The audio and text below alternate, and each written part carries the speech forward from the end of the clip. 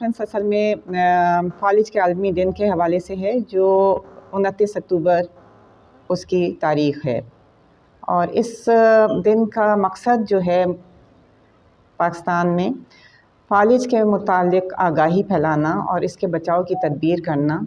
और तीसरी बात जो है बहुत ज़रूरी है कि इसका इलाज और इलाज करने के बाद भी जो फालिज के मरीज़ को अलामात होती हैं कि किस तरह उसका ख़याल रखा जाए, उसके बारे में भी मालूमात फैलाना है। चौथी इम्पॉर्टेंट बात यह है कि हमारी हुकूमत क्या कर रही है इस सिलसिले में, और मीडिया का फ़ाल रोल हमें चाहिए इसमें, क्योंकि आप लोगों की मदद के बग़ैर ये मुमकिन नहीं है कि हम लोगों तक अपने जो भी हमारी अवेयरनेस कैंपेन, आगाही मुहिम फालिज के मुतालिक जो है, तो हम चाहते हैं कि लोगों तक, अवाम आम तक मालूमात हम पहुँचाएँ कि फालिज से बचाव कैसे मुमकिन है, और फालिज के मरीज़ की अलामात क्या होती हैं, अगर किसी को फालिज हो जाए तो फ़ौरन उसको अस्पताल पहुंचाना क्यों ज़रूरी है। और फिर इस सिलसिले में एक दवाई है जिसका नाम है TPA इंजेक्शन, तो वो लगवाएं, कोशिश करें कि वो जल्द अज़ जल्द लग सके। लेकिन ज़रूरी नहीं है कि हर मरीज़ को वो टीका लगाया जाए। उसमें वहाँ के डॉक्टर जो एमरजेंसी के हैं वो मरीज़ को असेस करेंगे और देखेंगे कि आया कि वो मरीज़ इस इंजेक्शन के काबिल है कि नहीं है। दूसरी इम्पॉर्टेंट बात यह है कि जी TPA गवर्नमेंट लेवल पे इसकी फ़राहमी को यकीन बनाना, और हर बड़े हस्पताल में और बड़े शहर में स्ट्रोक यूनिट, फालिज का एक ख़ास यूनिट होना चाहिए हर हस्पताल में, ताकि वो जो मरीज़ है जिसको फालिज हुआ है उस जगह उसका इलाज हो, ताकि वो ज़्यादा तेज़ी से बेहतरी की तरफ जा सके। क्योंकि फालिज जिन मरीज़ों को हुआ वो एक दो बातों की वजह से नहीं, उसके साथ कॉम्प्लिकेशंस या मसाइल काफ़ी हो सकते हैं। उसका सीना ख़राब हो सकता है, उसका blood pressure, blood sugar high हो सकता है, उसको कमर पे ज़ख़म हो सकते हैं, उसके छोटे पेशाब बड़े पेशाब में मसला हो सकता है, और उसकी वर्जिश की भी बहुत ज़्यादा ज़रूरत होती है। और उसको फिर से माशरे का एक फ़ाल शहरी बनाने के लिए उसकी ऑक्यूपेशनल थेरेपी वो भी बहुत ज़रूरी चीज़ है, और स्पीच थेरेपी। इसके अलावा एक चीज़ को हम अक्सर नज़रअंदाज कर देते हैं, वो है उसका आसाबी तनाव, डिप्रेशन और एंजाइटी। तो उस पे भी काम करना चाहिए, और सिर्फ उसके ही नहीं बल्कि उसके घर वालों के लिए भी बहुत ज़रूरी है कि हम उनका भी ख्याल करें। और अगर वो किसी मसले का शिकार हैं या उनकी कुछ इस सिलसिले में मालूमात चाह रहे हैं फालिज के बारे में, तो हम उनको वो पहुँचाएँ। तो ये सारे अवामिल हैं जिनकी वजह से ये वर्ल्ड स्ट्रोक डे या आलमी यौम फालिज मनाया जाता है। और इस दफ़ा इसका स्लोगन, हर साल इसका एक ख़ास स्लोगन होता है, तो हमारा इस साल का स्लोगन है gate active, be greater than stroke. मतलब ये कि आप लोग एक हेल्दी लाइफस्टाइल अपनाएं, वर्जिश को अपनाएं और इसको मामूल, अपने ज़िंदगी का मामूल बनाएं, ताकि आप फालिज से ऊपर बरतर हो सकें और फालिज ना हो इस सोसाइटी में बल्कि globally. So gate active, be greater than stroke. अब इस सिलसिले में कुछ बातें आप लोगों से करनी है। एक तो ये कि फालिज से दुनिया में सबसे ज़्यादा, बल्कि सेकंड नंबर पे फालिज जो है उसकी वजह से शरह अमवात हैं। 55 लाख अफराद हर साल फालिज की वजह से मरते हैं पूरी दुनिया में, जो कि बहुत हाई फिगर्स हैं। पाकिस्तान में इसका तनासुब हमारे पास कोई सही डाटा नहीं है, ठीक है ना। लेकिन पाकिस्तान में KPK में जो स्टडीज़ हुई थी 2016-17 में, इसमें तकरीबन 16,000 अफराद और 24 डिस्ट्रिक्ट्स को इन्वॉल्व किया गया, और इसका तनासुब देखा गया कि 1200 अफराद 1 लाख अफराद में फालिज का शिकार हैं। वजूहात इसकी बहुत कॉमन हैं। इसमें सबसे बड़ी वजह ब्लड प्रेशर का कंट्रोल ना होना, रेगुलर डॉक्टर्स के पास ना जाना चेकअप के लिए, दवाइयाँ को ना खाना, और हमारी सोसाइटी में तो आपको पता है कि मुरगन ग़िज़ा और मसाले बहुत ज़्यादा इस्तेमाल करते हैं लोग, तो ये कंट्रोल, और इसी तरह चीनी का इस्तेमाल। तो डायबिटीज़, हाइपरटेंशन टॉप पे, उसके बाद शुगर का मर्ज़, फिर उसके बाद मोटापा, फिर सेडेंटरी लाइफस्टाइल, घर में बैठे हैं बच्चे बूढ़े सब और मोबाइल्स पे गेम हो रहे हैं, प्ले स्टेशंस हैं, बाहर जाके स्पोर्ट्स नहीं हैं, अब तकरीबन ना होने के बराबर हैं। ना ही गवर्नमेंट इस सिलसिले में कुछ कर रही है, ना ही कोई अवेयरनेस मुहिम, कोई आगाही मुहिम नहीं चलाई जा रही इसमें। स्कूल लेवल से लेके उसके बाद भी कॉलेज लेवल और उसके बाद जब यूनिवर्सिटी में जाते हैं या इवन एडल्ट और मिडिल एज, कोई पार्क्स इस तरह ज़्यादा नहीं हैं जिसमें जा सकें, कोई हेल्दी एक्टिविटीज़ नहीं हैं, कोई inter college sports competitions minimal हैं, मामूली कोई सुनने में आता है कभी कभी कि जी फलाना उसने कॉलेज ने ये करा दिया, और इंटरसिटी भी नहीं है फिर तो प्ले ग्राउंड ज़्यादा से ज़्यादा होना चाहिए, इजी टू एक्सेस होने चाहिए। इस पे प्ले ग्राउंड्स पे अब वो उन्होंने कुछ टैक्सेस रख लिए हैं या उसका टिकट रख लिया कि जी 1 घंटे के लिए 200 रुपये, 4 घंटे हैं तो उसी हिसाब से मल्टीप्लाई होता जाता है। और यूथ हमारी सोचती है कि जी अब हमने अगर फ़ुटबॉल मैच करना है या कुछ और जाके करना चाह रहे हैं हम, तो हम किधर जाएं। हर जगह इन्होंने अपने टैक्सेस हैं और फीस है। तो ये चीज़ें तो राइट्स होनी चाहिए, हमारा हक़ होना चाहिए, हमारे बच्चों का हक़ होना चाहिए कि जी बाहर निकलें और खेल सकें।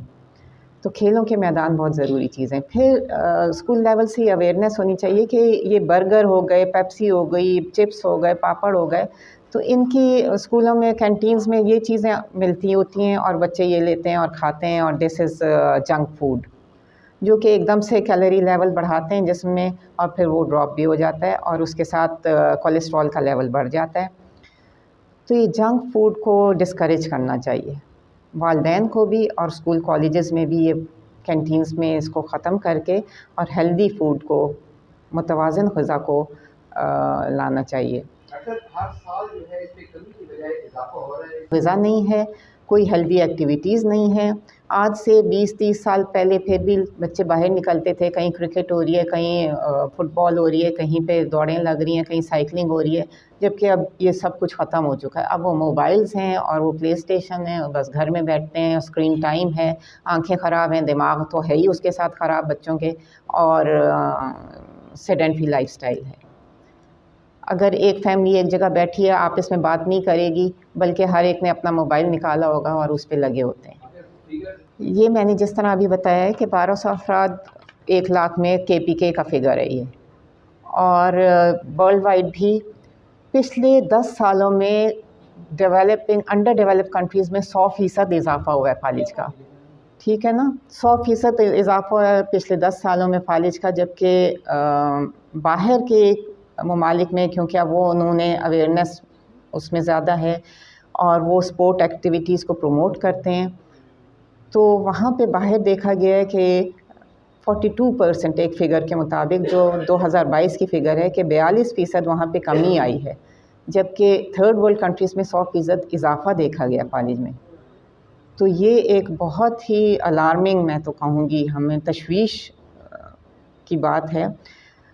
और दूसरी तशवीश की बात ये है कि जो 1200 अफराद 1 लाख में जिनको फालिज हुआ है, उसमें से 2/3, 2/3 जो अक्सरियत है वो 50 साल से कम की है पाकिस्तान में, KPK के फिगर्स में बता रही हूँ। और पाकिस्तान अब पाकिस्तान जो है शुगर के मर्ज़ में वर्ल्ड में टॉप पे जा रहा है। सबसे ज़्यादा मर्ज़ ज़ियाबेतिस का पाकिस्तान में है, ग्लोबल बर्डन ऑफ डायबिटीज़। तो इसी को सोच के बंदा परेशान होता है कि इस सिलसिले में हम ऑलरेडी बहुत देर कर रहे हैं, हमारी यूथ ख़राब हो जाएगी। हम लोगों ने तो चलो जो कर लिया, लेकिन हमारी जो नौजवान नस्ल है, हमें उसके लिए कुछ करना है। और ये स्कूल लेवल से हमें अवेयरनेस मुहिम, आगाही मुहिम शुरू करनी चाहिए। ये जगह जगह स्कूल कॉलेजेस में इस पे सेमिनार्स होने चाहिए। इसमें मीडिया का रोल बहुत फ़ाल हो सकता है, अगर आप लोग हमारे साथ और गवर्नमेंट के साथ ताउन करें, तो हम जगह जगह बड़े कॉलेजेस में, स्कूलों में ये शुरू करवा सकते हैं कि जी this is the fact and figures, और ये डाटा ये कह रहा है और हम लोग किधर जा रहे हैं। अगर एक आम आदमी कैसे अफोर्ड कर सकता है? जी, इसीलिए ये बात मैंने पहले की कि आम आदमी को नहीं कर सकता। और दूसरी बात, वो बेचारे भागते हुए लेकर आते हैं मरीज़ को उधर, वो पहले तो पहुँचे अस्पताल में तो पता चलता है जी टीका नहीं है। टीका है अगर, तो उसकी कॉस्ट अब 50 मिलीग्राम की कॉस्ट आ गई है तकरीबन 1,40,000। पहले ये 80-82 हज़ार का होता था, और अब क्योंकि कॉस्ट डॉलर की ऊपर गई और उसके साथ, तो 1,40,000 का तकरीबन ये आता है 50 मिलीग्राम। ये उमूमन लगता होता है 100 मिलीग्राम से थोड़ा सा कम। तो अब आप सोच सकते हैं कि तकरीबन बन जाता है 2.25 लाख के बराबर इसकी कॉस्ट। सेहत सोसाइटी की क्या एनालिसिस है? पेशावर के 3 अस्पतालों में ये अवेलेबल है और के लेवल पे कितने अस्पतालों में ये अवेलेबल है? ये पब्लिक सेक्टर जो अस्पताल हैं उसमें लेडी रीडिंग अस्पताल और हयाताबाद मेडिकल कॉम्प्लेक्स इसमें अवेलेबल है, बल्कि कहना चाहिए था। लेडी रीडिंग अस्पताल में रिसेंटली ये ख़त्म हो चुका है, जितने वाइल्स थे वो लग चुके हैं, और अब हम कोशिश कर रहे हैं कि दोबारा वहाँ पे आ जाए, ये मिल जाए हमें, और बहुत ज़्यादा कोशिश कर रहे हैं इस सिलसिले में। लेकिन अभी तक क्योंकि कॉस्ट इसकी बहुत ऊपर चली गई है तो वो नहीं हो सका। इस सिलसिले में हमें हेल्थ मिनिस्टर या सेक्रेटरी हेल्थ जिधर भी जाना पड़ा, हम कोशिश कर रहे हैं अप्रोच करने की। अगर ये सेहत कार्ड पे हो जाए तो कम से कम मरीज़ इस कॉस्ट से, इस क्योंकि काफ़ी ज़्यादा महंगा इलाज है, और ये ज़रूरी ये नहीं होना चाहिए कि जी जो अफोर्ड कर सकता है सिर्फ़ उसको लगे और गरीब बेचारा मारा जाए, ऐसा नहीं होना चाहिए। तो इसलिए हम दरख्वास्त करते हैं गवर्नमेंट से भी कि इस इंजेक्शन को जल्द अज़ जल्द दोबारा हमारे अस्पतालों में पहुंचाएं और मुफ्त इसको पहुंचाएं। तो मेरी उनसे गुजारिश है आज। जी हाँ जी, ब्लड प्रेशर शुगर ना हो उनको भी हो सकता है दिल की धड़कन का बेतरतीब होना, तो दिल से भी लोथड़ा दिमाग की शरीयान में जाके उसको ब्लॉक कर सकता है। कोलेस्ट्रॉल इसका बहुत बड़ा एक वो भी अवामिल हैं जिसकी वजह से हो सकता है। बाज़ उनमें ख़ानदानी कोलेस्ट्रॉल और ट्राइग्लिसराइड तेज़ होते हैं, हाई लेवल पे होते हैं, उनमें हो जाता है। इसके अलावा स्मोकिंग या नशे आवर अद्वियात जो इस्तेमाल करते हैं उनमें भी इसके चांसेस होते हैं। इसके अलावा भी कुछ ब्लड के साथ एबनॉर्मेलिटीज़ हैं जिनकी वजह से ऐसा हो सकता है फालिज। और इसमें एक ज़रूरी बात यह है, उन्होंने पूछा था कि किस तरह के मरीज़ में क्या अलामात ज़ाहिर हों तो उनको हम कहें कि इनको फालिज हुए। अचानक बैलेंस का ख़राब होना, या नज़र धुंधलाना, या दो नज़र आना, या फिर मुंह का टेढ़ापन, मुंह टेढ़ा हो जाए अचानक, या फिर ये कि एक तरफ की कमज़ोरी हाथ और टांग, उसमें कमज़ोरी अचानक आ जाए, या सनसनाहट शुरू हो जाए, उसकी वजह से भी हो सकता है। और तीसरी बात ये कि बोलने में दुश्वारी, या बाज़ औक़ात मरीज़ों में बिल्कुल उनकी आवाज़ बंद हो जाती है, वो कुछ भी नहीं कह सकते। लकवा अलग चीज़ है, अमूमन उसके साथ कंफ्यूज करते हैं लोग फालिज को। लकवा बिल्कुल फ़र्क चीज़ है और फालिज फ़र्क चीज़ है। लेकिन फिर भी अगर लकवा भी है मरीज़ को तो फिर भी आप लोग फ़ौरन अस्पताल पहुंचाएं। वहाँ जो टीम मौजूद है इमरजेंसी में या ओपीडी में, वहाँ के डॉक्टर्स खुद उसको देखेंगे और तयन करेंगे कि ये मरीज़ को फालिज हुआ है कि लकवा हुआ है। ठीक है ना।